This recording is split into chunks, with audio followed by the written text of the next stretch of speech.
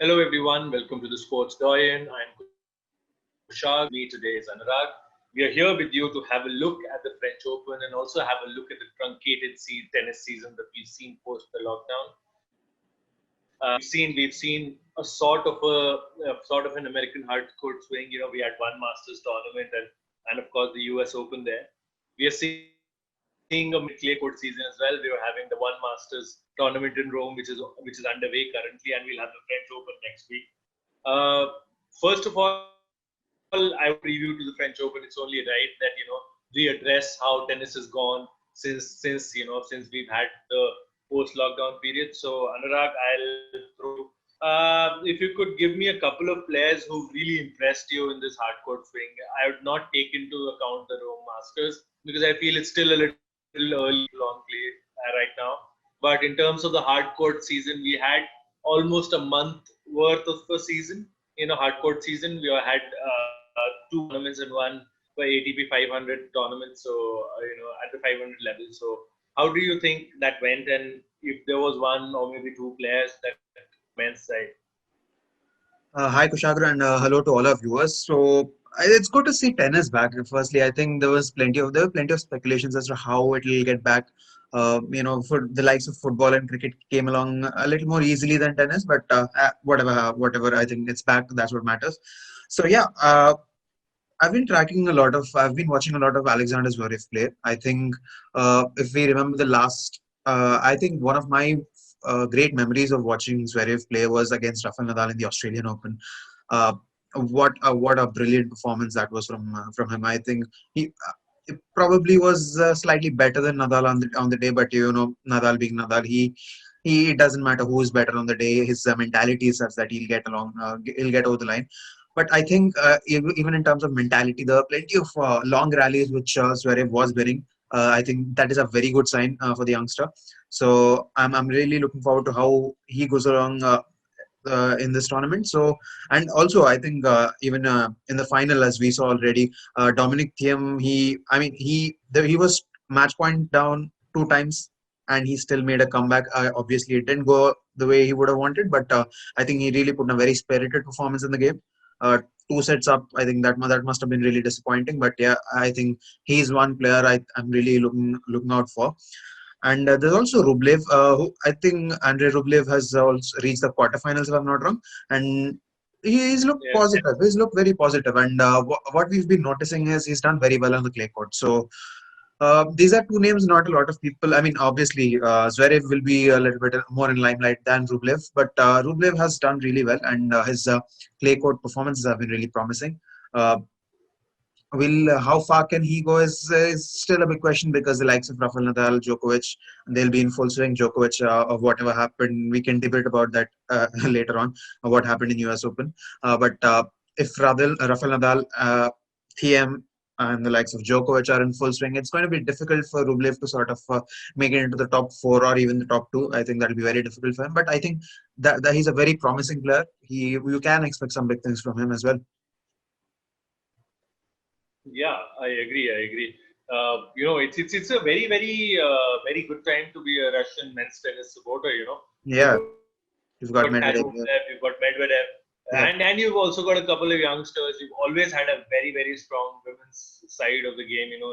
Russia have always been one of the challenges in the Fed Cup as well. So it's a good time to be a Russian tennis fan, especially on the men's Yeah, side. You've got some really exciting talent, and I'm sure we'll see a Grand Slam winners in coming 5 years because these three players are just oozing with talent, and I think their time will come. I felt Medvedev was lucky last year against Nadal, and that was a classic match. That was a classic final. But yeah, absolutely. once again, as far as the French Open is concerned, you touched a little on Djokovic there, and just to fan the flames there a little.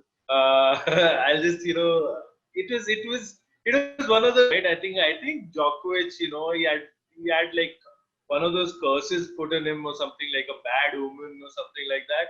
Because honestly, like tennis to a decent level, I would say no, of course nowhere near what these guys play, of course. Like, but yeah, at a decent level. But and I can if you try that scale of casually trying to flick the ball and hit the ball, sorry, the lineswoman bang in her throat like Adam, you would miss 100 out of 100 times because it's just not something that happens. It's just not something that happens. So he was desperately unlucky, but those are the rules. Those are the rules. Yeah. It's like any other sport. Like it's like it's like the call for a ball being in or out. If it touches the line, it's in.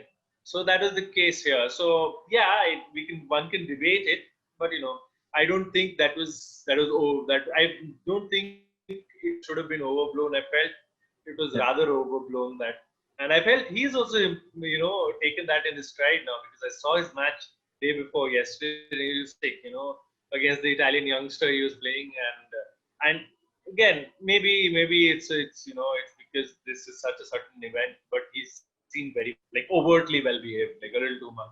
So Yeah. so that's good. Yeah, I I think mean, I think he's I learning think his there lesson. was a lot of talk in the media because he didn't come out after the game. He just after the game was done, after that incident, he straight away went to his hotel. So I think that didn't go well down with the media and also social media as well. So, but yeah, I think whatever has happened post that he issued an apology, and it's sort of he's tried to just put that aside. So I think that's good. That's really good. Uh, yeah, I think we can move past that. It see, I understand the rules, but it looked a little, it didn't look really intentional. But why would you smash? It's again, it's down to how you judge the intent of a person. Uh, it really looked bad on the day, and it could have led to severe ramifications, even more severe ramifications. So I think a good call was made on that day. It's debatable, and I know social media has been divided on this for a long time. But yeah, Yeah. So yeah, of course, Djokovic is one of the guys we will definitely think to be a major challenger for the tournament. But if in my eyes, if you look at the usual suspects, because the way this season is, the strange season that it is, you can't really come out and say you've been impressed by a player during this the kind of season it has been. Playing 1 week, not playing for six, then playing 1 week. So it's been a topsy turvy time for everyone the entire world. So therefore, when you think of the French Open, it is very difficult to look past the usual suspects, and the biggest suspect there being Rafael Nadal, because he apparently had his first match in 7 months yesterday. Oh, sorry, day before yesterday, and a guy who reached the semifinals of the U.S. Open, Pablo Carreno Busta, he was swatted away 6-1, 6-1. And the yeah, way Nadal was playing, the imperious form that he was in, feels like, these 7 months him regenerate his knees or something like that, because he looked quicker, he looked faster, and yeah, it's an ominous sign for anyone who's going to play him. And that even Djokovic, for that matter, I don't think anyone can stand up against him on clay. So as far as the usual suspects are concerned, I would put Nadal at a level and everyone else, if that's okay, because I think he's that's earned it. yeah, So yeah. he's earned it on clay. So yeah, Nadal, I would say it's a given. I tip him to at least, and then another trophy. So Nadal, of course, is the definite favorite for me. But we also look at the draw. It's an interesting draw. Dom Thiem, we were just discussing prior to the video. He's lost thrice to Nadal in this tournament. Once in 2017 and two consecutive finals. Also, he's gotten over the hump of actually losing Grand Slam finals because he lost three coming into the Yeah. US Open final, where again he was 2 sets to love down. And he showed incredible heart, and Good, yeah. I would slightly blame Zverev there as Zverev sort of choked, and I did not like it. That's Yeah. one allegation that's been leveled at him time after time after time after time. That's to choke, and I just hope that this doesn't leave a lasting impact on him, because that guy can win slams. He Mm. can win the big tournaments. He can beat the big players. He just needs to believe in himself, maybe. So yeah, as far as team is concerned, I fully expect him to have a deep run again in the tournament. The only thing that can go again, and I'd like for you to elaborate on that as a little bit as well, is the really short turnaround time for him, because Mm. it just we've seen on the women's side, Naomi Osaka mention, that the French Open just came too early for her, in her Yeah. recuperation. She was just not able to recuperate, Recover. and Yeah. that is that some both Zverev and Thiem could face, because it was the equal amount of stress for the both of them for the entire tournament, and it went really deep. Yeah, Maybe Djokovic could actually just the one point. Maybe Djokovic could actually profit from this, for not having perhaps. played the second week of the US Open. Yeah, perhaps. I think we also saw a lot of European players didn't go down all the way down to America to play the US Open or play the other tournaments. We didn't see a lot of American people coming in here. So I think the entire distortion of the entire of the tennis schedule it has had pretty significant knock-on effects on everyone. So I think uh, that we've seen. I think that's been pretty evident as well. So uh, yeah, I think the you know I don't know. I think they would be a little. I don't know if they would be rusty, but they would be a little tired. Maybe, yeah. I think both the finalists from the US Open, they will be. They'll find it a little difficult, but both of them are pretty young. I know it's not the sort of excuse people of that age are supposed to give, but still, it's a very short notice time. Uh, where one can understand why Osaka had pulled out, and maybe if in a normal schedule, I think she could have had enough time to recuperate and also get back to she could have had a couple of weeks training and then she could have come on, but that's not the case right now.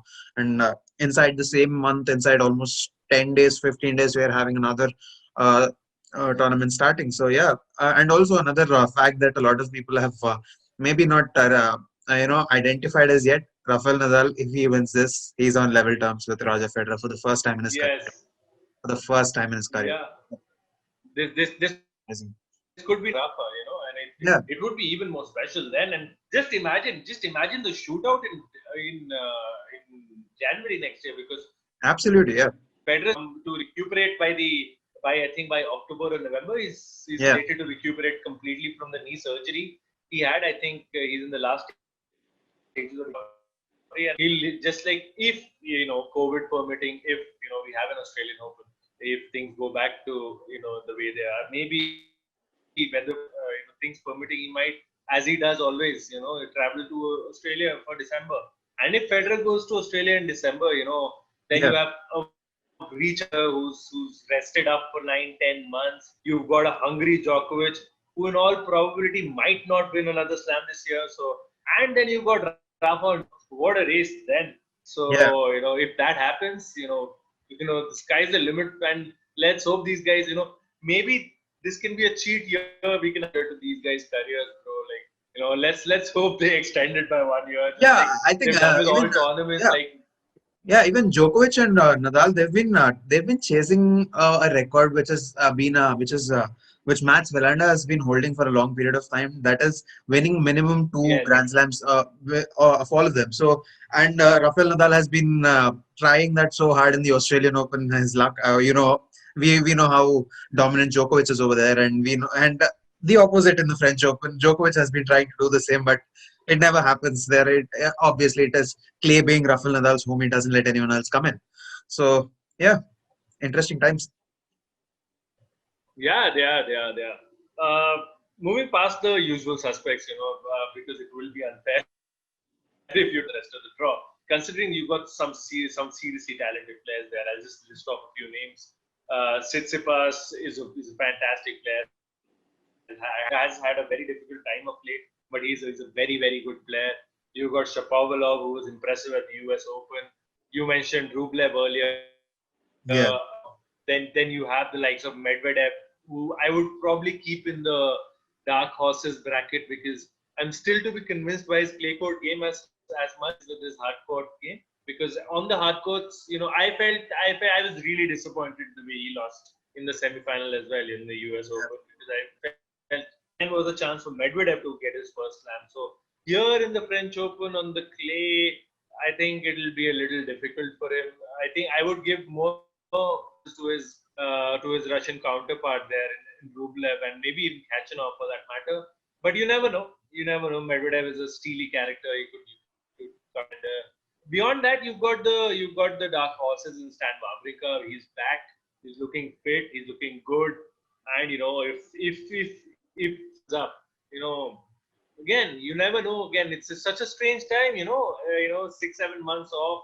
You don't know what kind of a stand you're getting. What kind of a getting back on the court. He might just be hungrier than ever, and he has the capability of stringing 2 weeks together. He's done it 3 times earlier in his career. He's won 3 slams, very much winning another. And if he's able to do that, that would make for a lovely 2 weeks for us, especially. Yeah.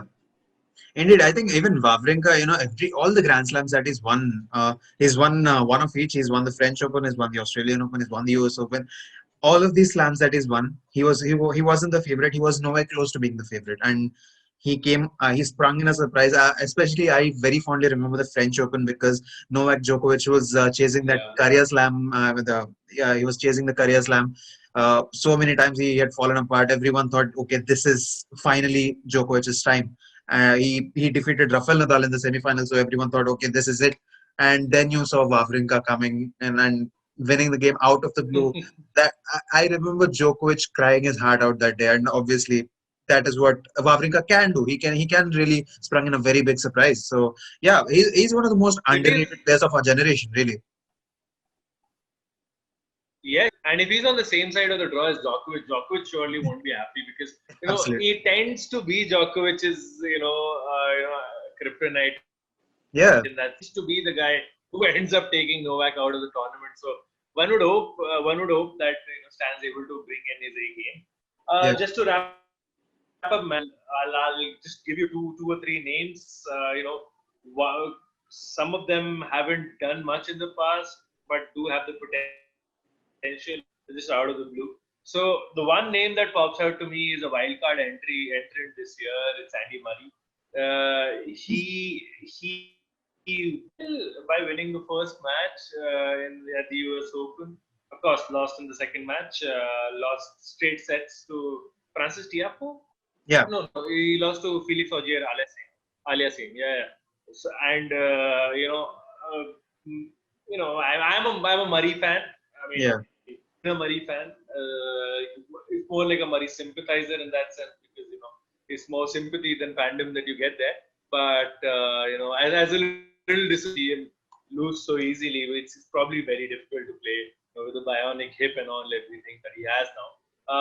And beyond Andy Murray, this young brigade that we see. One of them, of course, I mentioned Felix Auger Aliassime, and we also have Francis Tiafoe, Denis Shapovalov, and Tsitsipas is slightly older, but somewhere near that generation.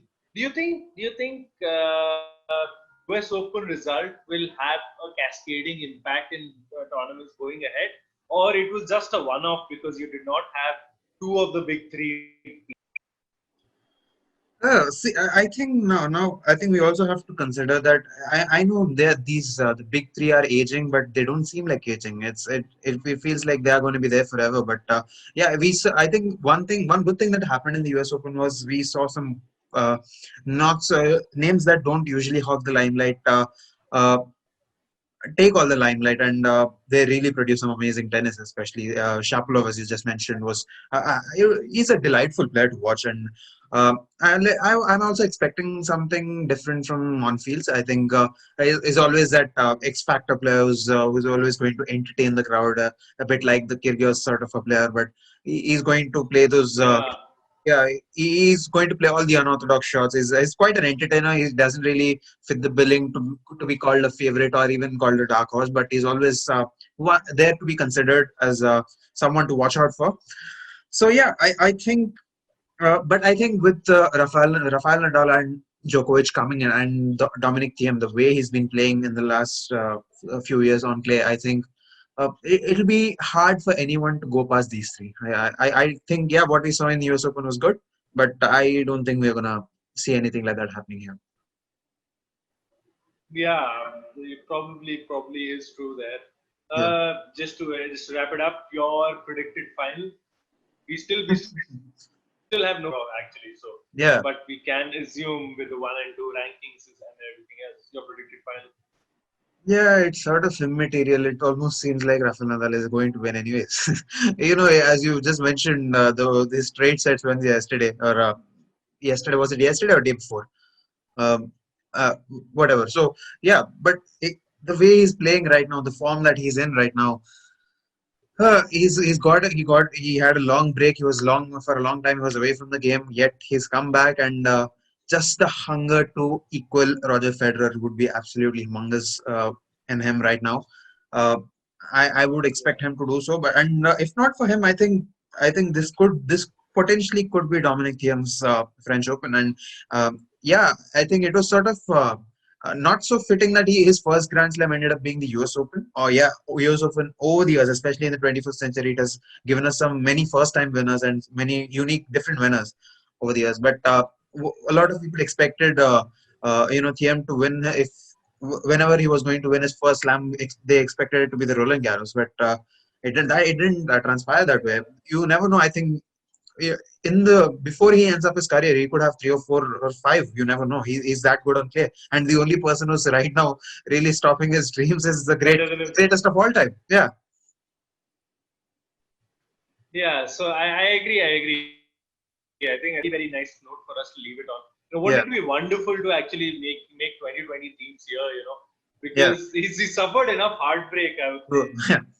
He's and he's actually, you're right. He's been fantastic on clay over the last, not just at the Roland Garros. You see all his performances at the Master ATP 500 level. He's been fantastic, winning tournaments and reaching the semi-finals and finals, especially on clay. Clay tends to go deep in every tournament. You couldn't really put it past him there, and given the added boost of actually being a Grand Slam champion, maybe the whole mentality changes there. Because he knows he's done it. Yeah.